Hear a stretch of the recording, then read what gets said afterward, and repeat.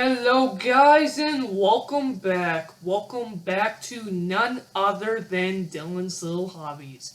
And in today's video, oh boy, we are going to be reviewing none other than the Nindroid cut of Star Wars Episode 8. Now this is a spoiler review.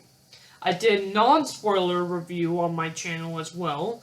Link to it, maybe a card here, but link to it in the description below. Definitely go and check out the non-spoiler review if you guys have not seen the cut. This will be 100% spoilers. I'm just going to be spoiling pretty much everything. This is probably going to be a very long video because I have so much that I want to talk about. And, yeah, I did a, spoiler-free, review with Austin, Air, and Sour on, the Austin channel and Sour's channel. Yeah, and in today's video, this will be my own personal review of the Nindroid cuts. Now, simply put, if you're watching this, you never heard of this guy called the Nindroid, Nindroid243. If you never heard of hashtag RELEASETHENINDROIDCUT, never heard of Nindroid243, first off, again, this is spoilers, but go and check out Nindroid. What are you doing here? Go check out Nindroid243 and go check out the Nindroid cut. We are going to be specifically talking about The Last Jedi, the Nindroid cut as well. So, without further ado, let's begin. So it starts out, actually, with a very interesting scene. It starts out not with a crawl, actually. That's something Nindroid has done with all of his little, projects. He doesn't start out with the crawl.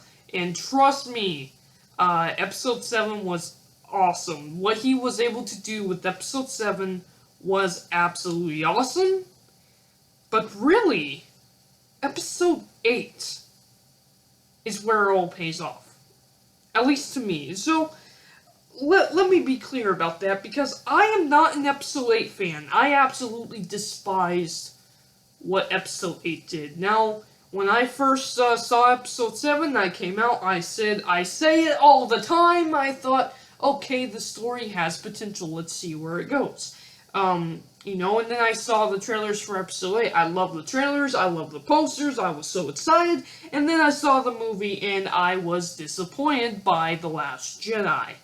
And Episode 7, simply put, it just wasted the potential of Episode 7. That's what The Last Jedi truly did. It wasted the potential from The Force Awakens. And here's the biggest thing, does Nindroid243's Episode 8 waste the potential that came from his Episode 7? And in my opinion, no, it does not. No, it does not. And here's the thing, now that we have the whole, 7, 8, and 9, yeah, you can see that they had some ideas, you could see where the story was going. You could actually branch out this story from Episode 7 in like 5 or 6 different ways. At least 5 or 6 different ways, in my opinion, at least. I'm sure there's maybe a million ways you could point them out. The way Nindroid has done it, though, I think fits the overall story that he has set for, his version of Star Wars. And let me tell you, the biggest thing about Episode 8 is that it's the problem child when it comes to the sequel trilogy. Because here's the thing, 7 and 9 kind of work together. Episode 8 just throws a wrench into everything. Like, it really does. It doesn't feel like it flows very well. In fact, at the end of Episode 8, you're not even excited to see Episode 9. And in Episode 9, kind of piggybacks off of Episode 7 more than it does Episode 8. So it doesn't even feel like it flows. This one, at least feels like it flows. It flows very well from episode 7 straight into episode 8 by the Nindroid cut. And that's one of the biggest improvements that you could ever make. Again, there's a million different ways you could have taken the story from episode 7. For me, particularly like 5 or 6. And the way Nindroid has done it actually really has, so far, made sense. Episode 8 doesn't feel like it throws a wrench into the story anymore. It actually feels like it's setting up episode 9, and you're even excited to see the next part of the story from this movie, which I absolutely love the fact that Nindroid did that. Now, of course, I am Nindroid243's buddy. In fact, when I first heard that he was doing this project, I was just a normal subscriber of his. Realize that. I was just a plain-of-the-mill, simple, normal subscriber. I liked some of his videos, I liked some of his content, and then I heard about his project. I was like, oh, pretty cool. And then I saw that first trailer, I was like all over this. I wanted to help.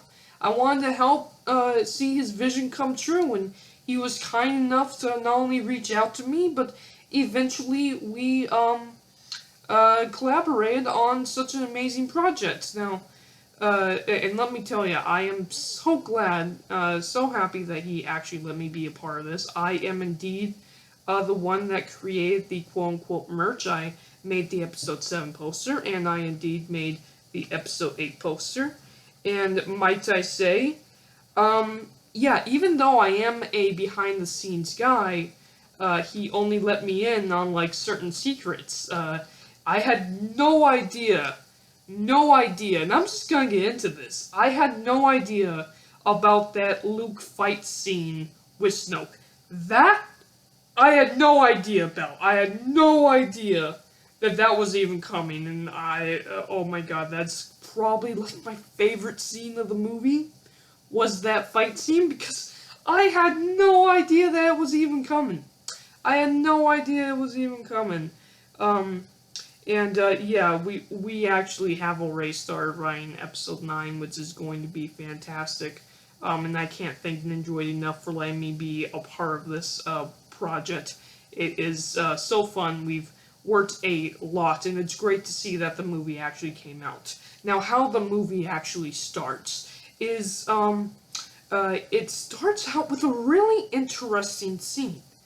It starts out with a flashback to Rey's parents. And this flashback, I think it really alludes to a storyline that unfortunately doesn't get paid off in this movie. But it definitely alludes to not only her backstory, but I think it could allude to something else, which we will work on in the future about. But basically what happens is, Rey is a small little girl, and they're attacked by, like, these pirates. And they're looking for something. What are they looking for? Well, it turns out that Rey's uncle just happens to have Darth Vader's lightsaber. I mean, it's like, what? Where's that gonna go? Unfortunately, we don't get any of that payoff in episode 7, but hopefully we get that payoff in episode 9. I'm really interested to see, to figure out where that's gonna go. And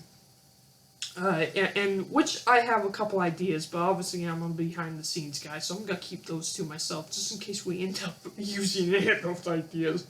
But, yeah, what actually is really cool is we have Lil Rey in the background, and, as soon as the guy takes the lightsaber, you can hear, that she is very powerful at a young age. And many people will just say, oh, you know, Rey's a Mary Sue, she's just too powerful even at a young age, why would you do that? No. Here's the thing, Anakin was the most powerful being in the galaxy when he was 11.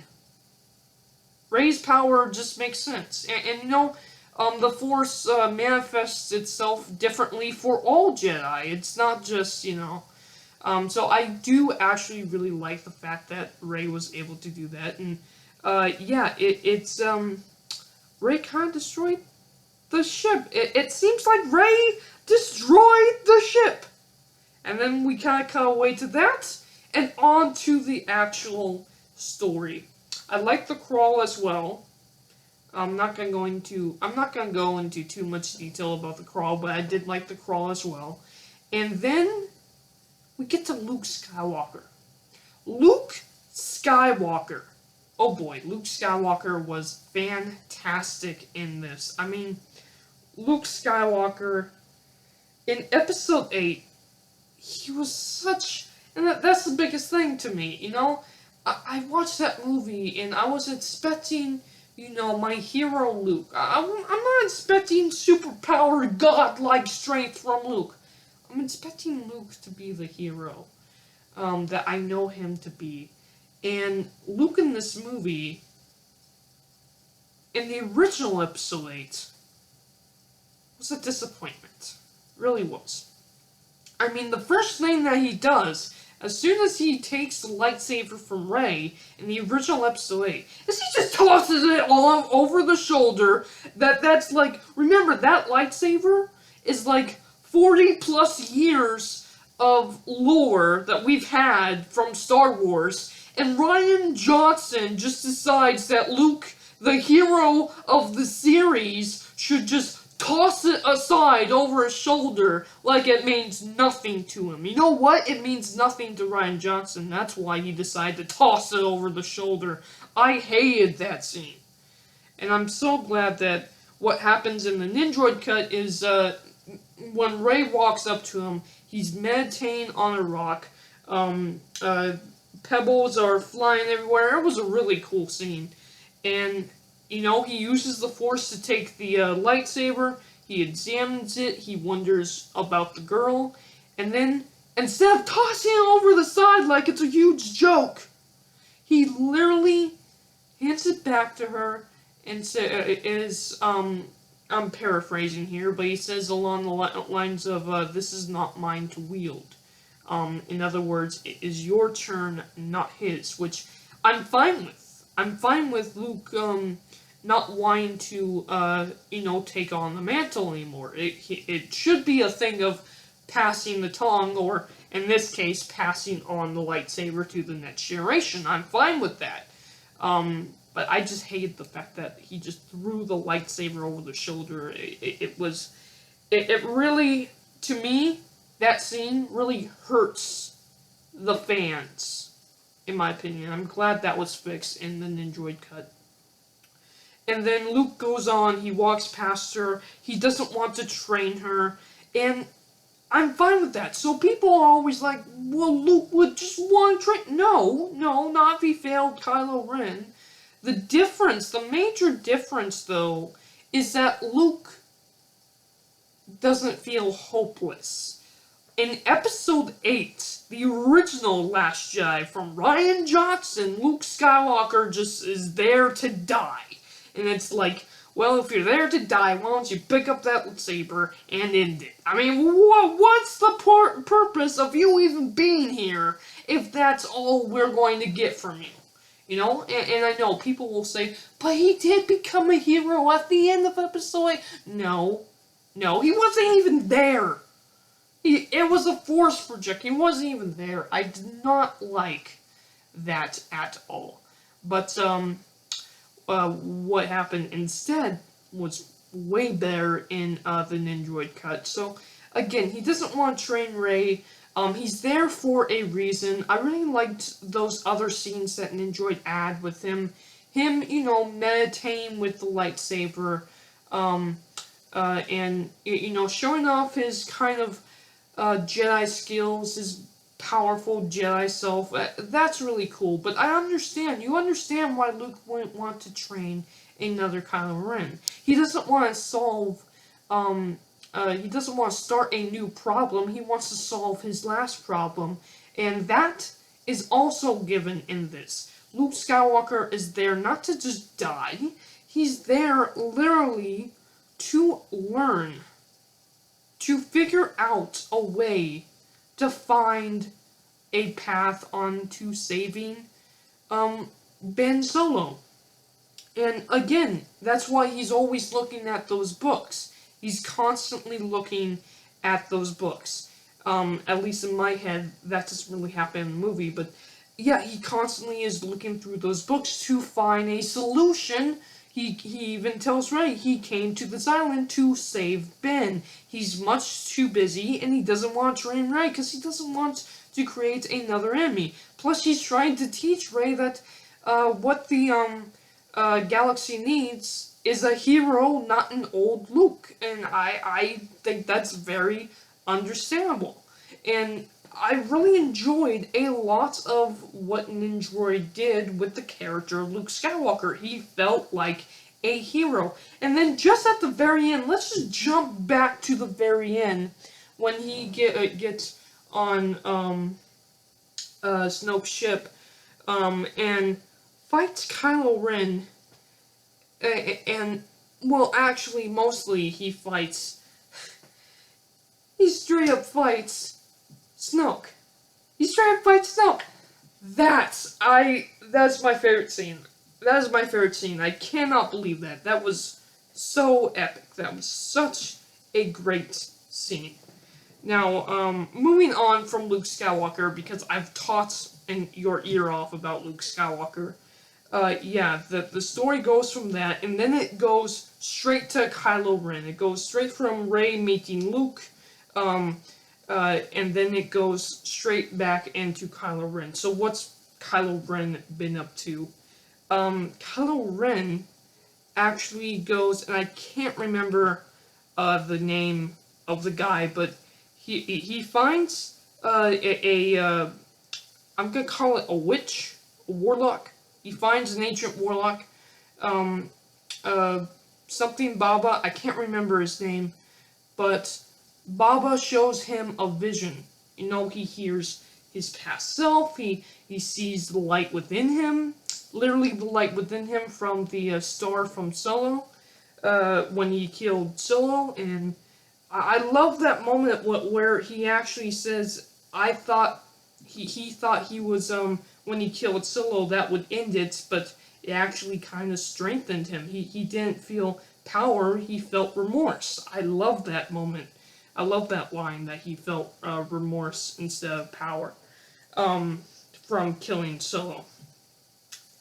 And there's this really awesome scene in the beginning of the movie where he actually, again, it's all in the same vision, but he finds himself in a snowy field. You know what? I think he finds himself probably on like a Starkiller base or something, like at night. It's snow everywhere. It's in the middle of the woods, and who's there? He finds Darth Vader, and he fights a vision of Darth Vader. Epic, just epic. Just epic. I really enjoyed that.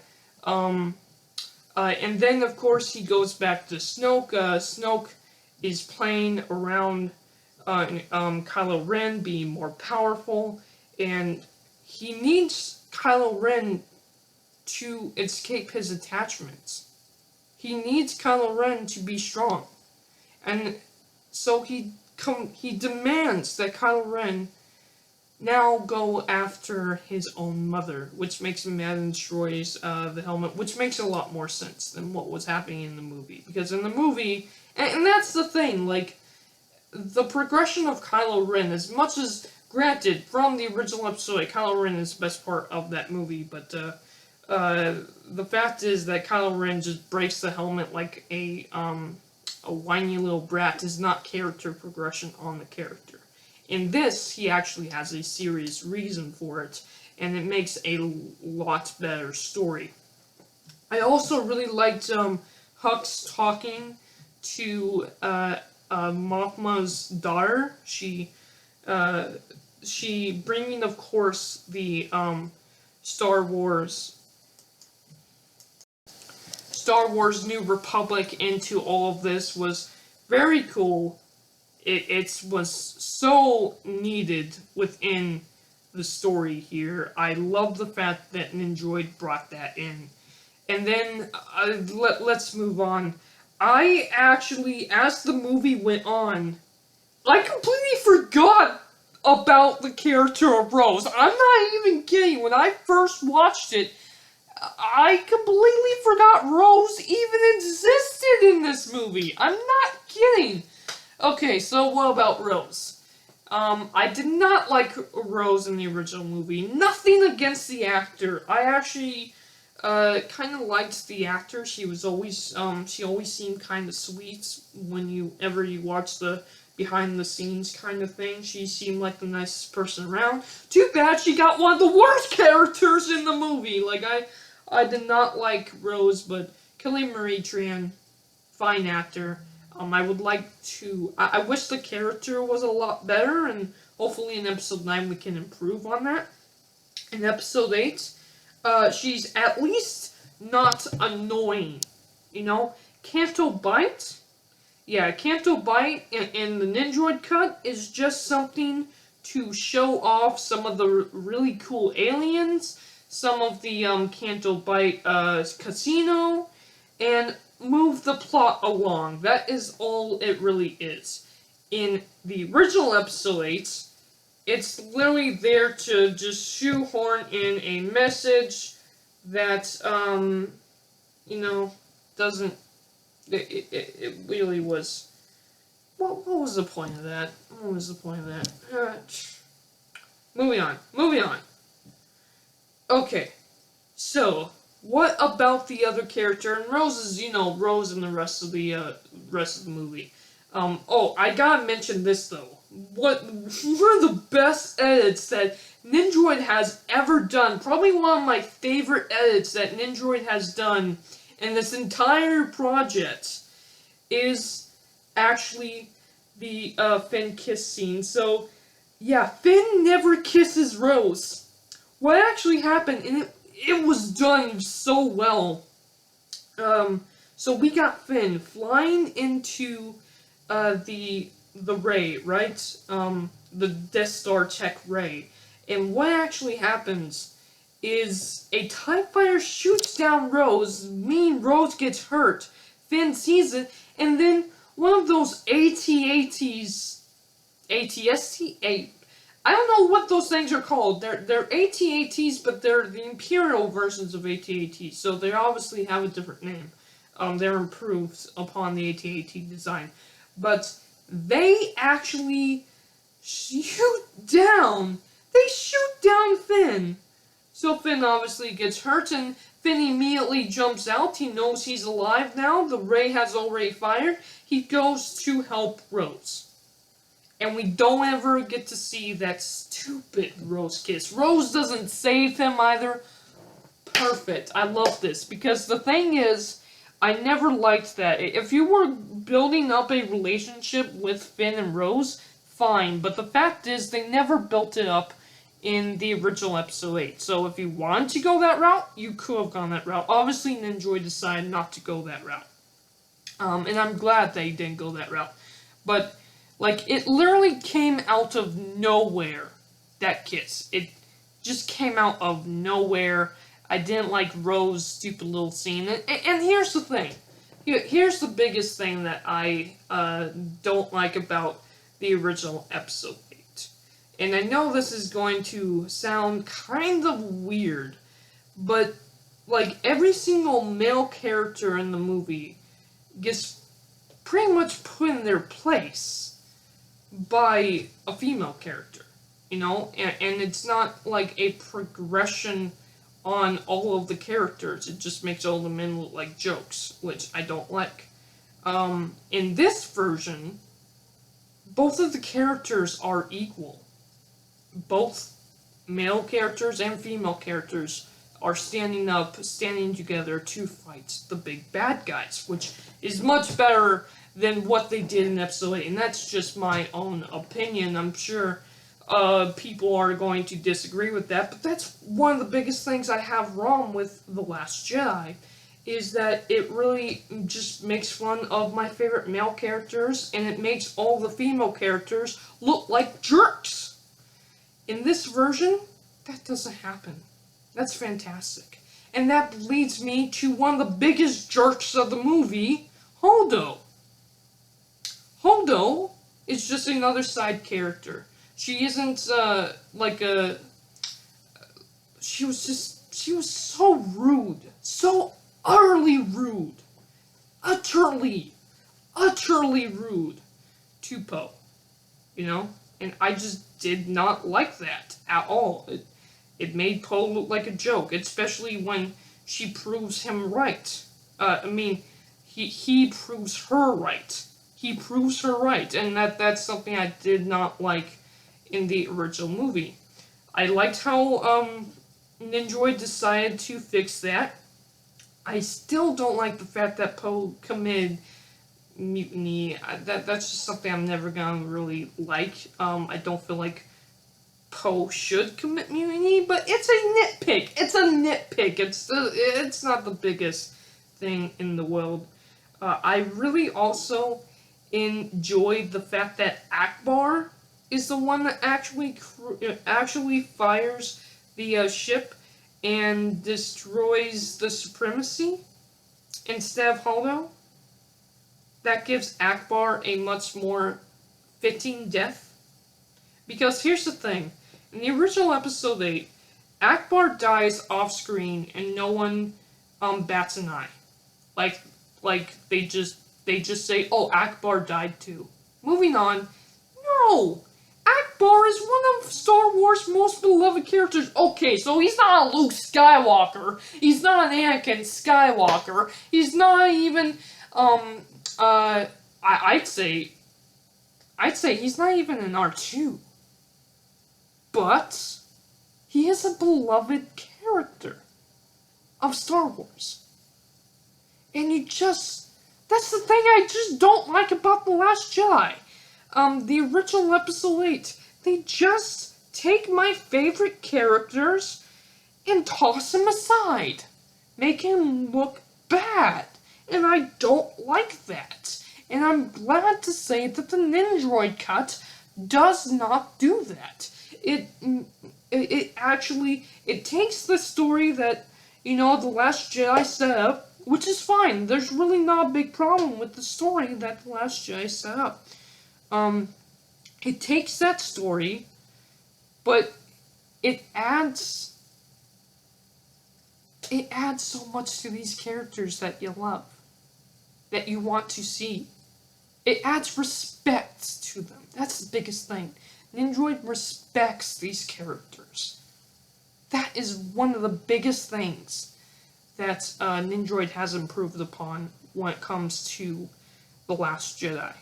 And that's the biggest thing that needed to be done. It wasn't the story that was the problem. Granted, Nindroid has taken the story in a different direction than what the episode 8 actually did. But the biggest thing is it adds respect. That was the biggest thing.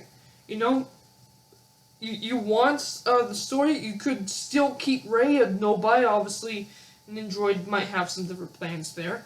But the biggest thing is that you have to respect the fans. You have to respect the characters that come from these fans that have 40 plus years of love. And this cut feels like you actually have that love. Whereas in the original, it does not. And that's just coming from a fan. It honestly feels like a fan-made film. It feels like a fan cut. It feels like a fan made it. And that's the thing. That's how it should be. Episode 7 feels like it came from a fan. Episode 8 doesn't. The original episode 8 doesn't. I'm glad the Nindroid cut was able to fix that. Okay, moving on. Rey, you think Rey was a Mary Sue in episode 7? Huh? Do ya? That's one of the biggest things, right? Oh, look, Rey was able to fix the little computer on this, on the Millennium Falcon. Duh, she's a Mary Sue. No, she was never a Mary Sue in episode 7. You know why she was a Mary Sue, in my opinion, was because of what they did to her in episode 8. Rey doesn't train.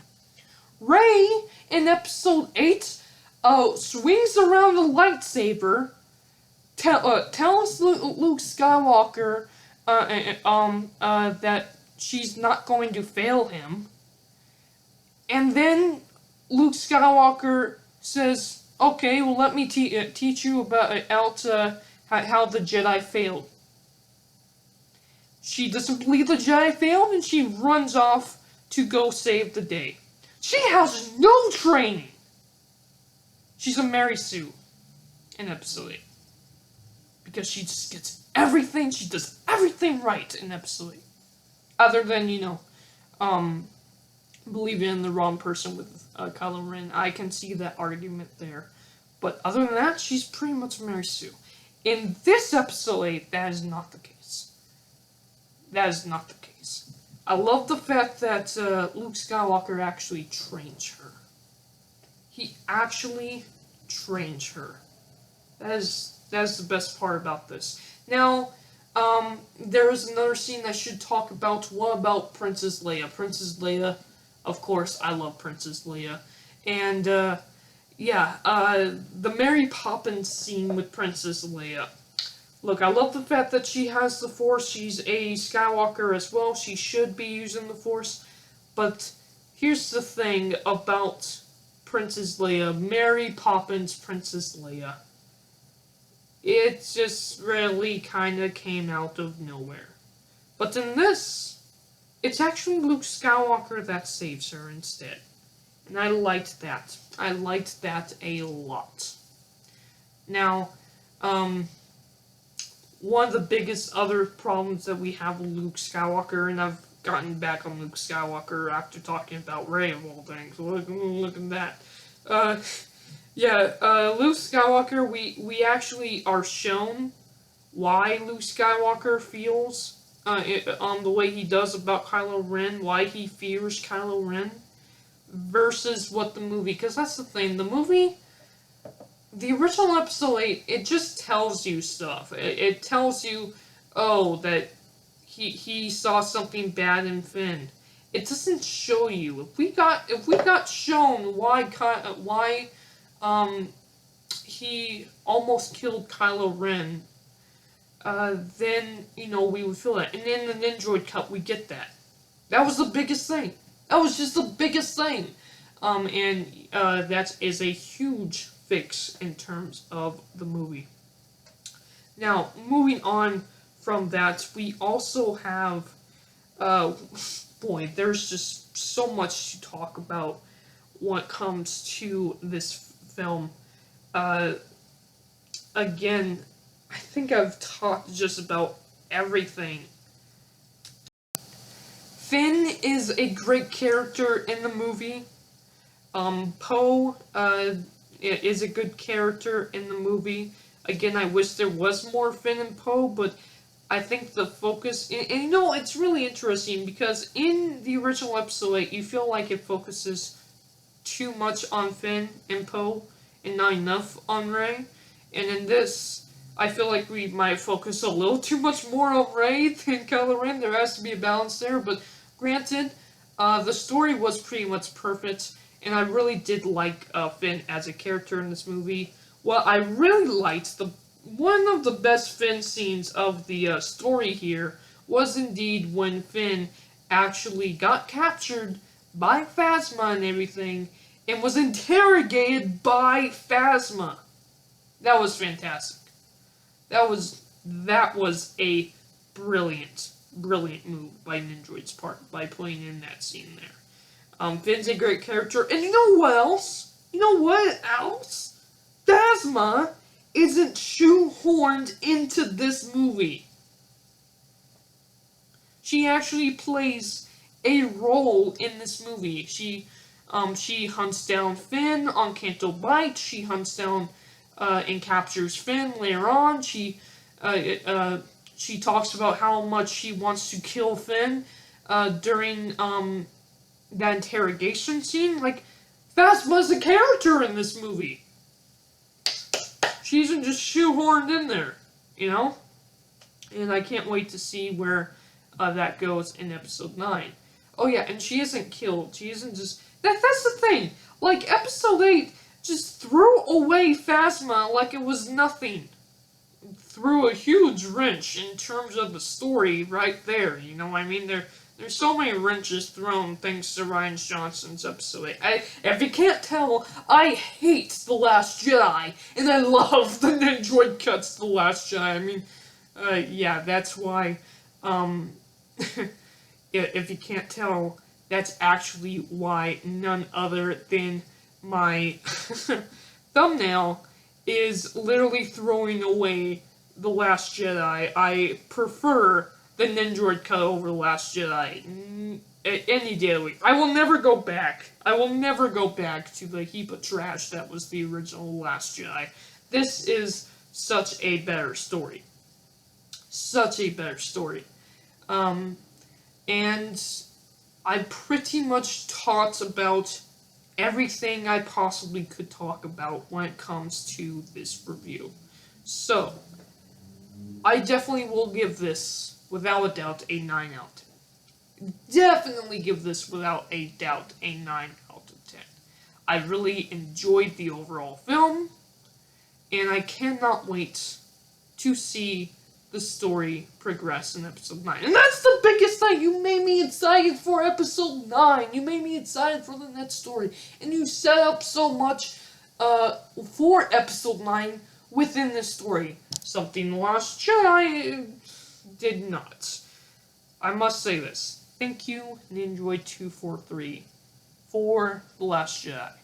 Now that I've seen your vision come to reality, I think it's definitely an improved version of The Last Jedi.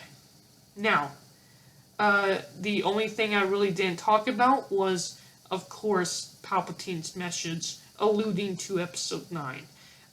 Yes, I cannot wait to see where that goes in Episode 9. Obviously. Thank you guys for watching my spoiler review. Those are all my thoughts. I will also be doing a Nindroid interview. I don't know when I'm going to be doing that, but I will be doing that next week. Thank you guys for watching, and let me know your thoughts about the Nindroid Cut down in the comments below. Do you agree with what I've had to say here? Don't you? Maybe you have something else that I didn't bring up within this review. Let me know down in the comments below about it. Thank you guys for watching, and I am out. Bye.